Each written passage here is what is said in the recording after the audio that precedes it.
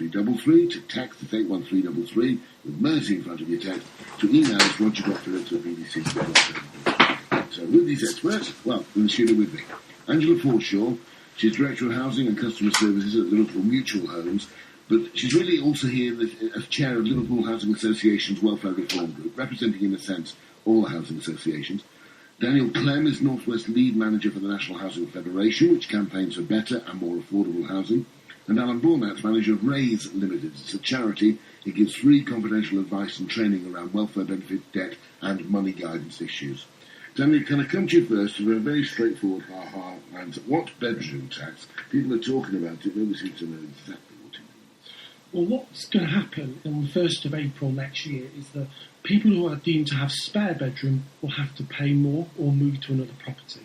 So if you have a spare bedroom, one spare bedroom, the difference will be £14, and if you have two spare bedrooms, the difference will be £22. Now, I am right in saying this does not affect people over a certain age. It doesn't. It only affects working people. It doesn't affect people, pensioners. So it's only those of working age, either people who are in work and claiming benefits or people who are on benefits. And what does working age mean? Who defines working age?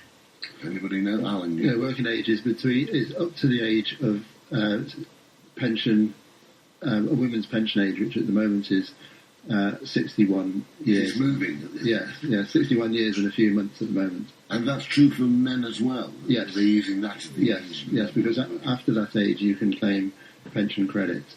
Okay, so people over that age don't need to worry too much in relation to bedroom tax. However, below that age, you've got to be on housing benefit for it to worry you. Is that right, David? Yes, so if you claim housing benefit, then you really do need to be talking to your housing association or to other benefits advice, people such as Alan, to really talk about what your options are. But basically, well, no, let me go one step back a little bit. You say talk about spare bedrooms. Suppose I split from my partner and the children are living with her, a girl and a boy, teenagers, and they come to stay with me each weekend. Now, I'll need 2 bedrooms for that situation. Does that come into account? Well, what would happen in that context is you would still be deemed to those who have spare bedrooms, so they would not be taken into account in reference to your housing benefit claim. So they would be deemed as actually not part of your household. Not exactly family friendly then. Well, that's something that you can't comment, but yeah, I understand. Doesn't sound too family friendly to me. What that would mean for these people is nobody's going to get chucked out of their house as such. They're going to have a reduction in their housing benefit. Is that right? They will, but they obviously have choices to make. They can consider moving to another property if a property is available. But what we know across Merseyside is that there is a huge problem because there aren't enough smaller properties for people to move to. And we estimate that across Merseyside, 110,000 tenants within housing associations and in council properties will be affected by this change. Now, Angela, all the housing associations on Merseyside, as I understand it, have come together having recognised there is an issue here. Yes, and we've come together so that we can help each other really and help each other to understand what the changes are likely to do to people and to do to our tenants, and to share best practice so that we can help our tenants as best that we can. Ideally, I understand you'd like to try, your tenants might be taken by surprise in April, that somehow if you can get people moved earlier than April, then they won't have this problem. Well, I think the likelihood is that most people won't move. Even if everybody said tomorrow that they would move, it would take us many, many years to be able to downsize everybody so that they were not impacted by the bedroom tax. Is that because there aren't enough one-bedroom flats?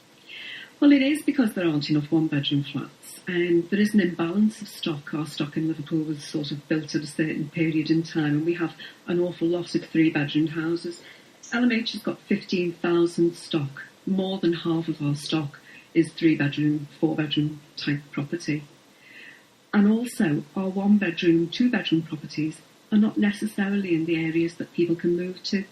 They may have support mechanisms, or they may have children at schools, so the stock isn't always in the area that suits the family.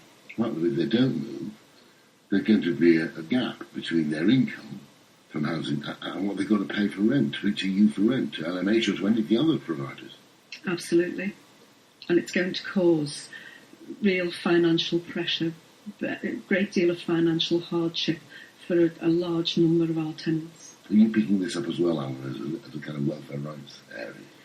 That's right, and it's a big worry for tenants, and some of them are very worried, and it's not the only cut that's going to be made next April as well, because people are going to be affected by cuts in council tax, benefits, and other benefit cuts as well.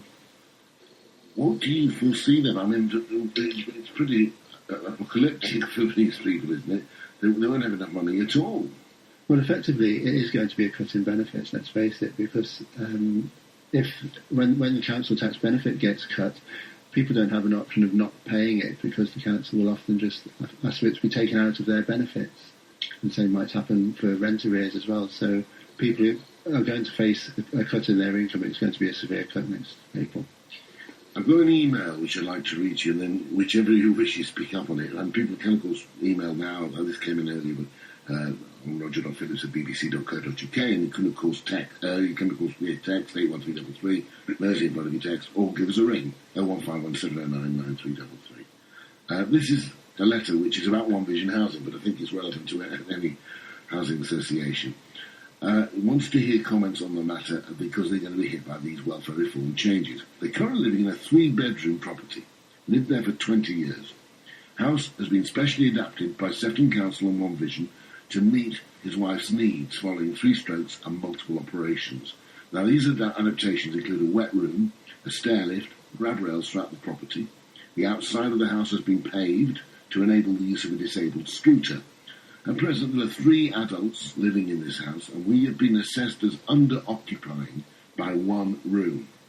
One Vision have informed me that they have no suitable 2-bedroom properties available that will be suitable to meet our needs. We intend to pay the extra to stay where we are, but we've been told that the amount that we'll be liable to pay, £12.50, plus a percentage of any increase in rent from next April.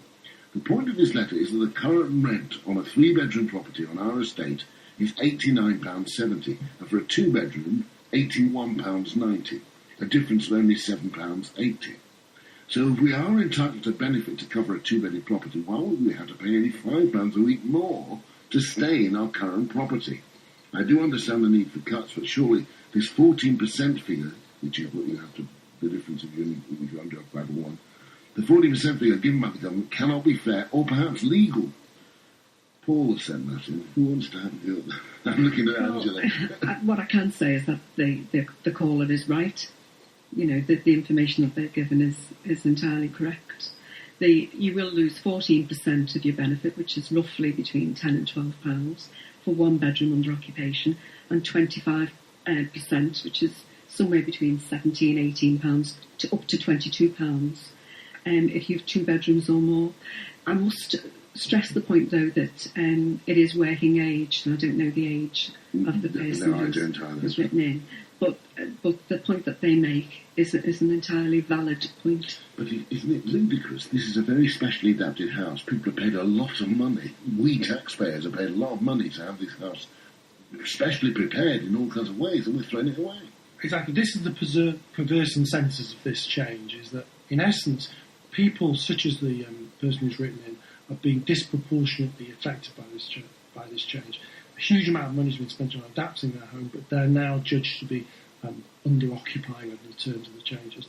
And one of the things that we as the Federation pushed during the debate in the House of Parliament in relation to this, and it was actually upheld by the House of Lords, was that if people were judged to be under-occupying, then in essence, if they were offered another property, or there was not another property available, then therefore they would be able to stay in their own home. So actually the case here is that there isn't enough properties for people to move to. Dougie in Walton's rung in to say, my brother, it's a bit similar actually, my brother-in-law is severely disabled, lives in a 2-bedroom bungalow, especially adapted for him. Will he be affected by this bedroom tax? Will he be similar? The only exception that the government has made so far is that if someone is severely disabled, is getting middle rate DLA care component and needs an overnight carer to stay with them to help them during the night, then they can be allowed a bedroom. And that's the only exception that's been made. But the examples that have been given here a very good example, was illustrate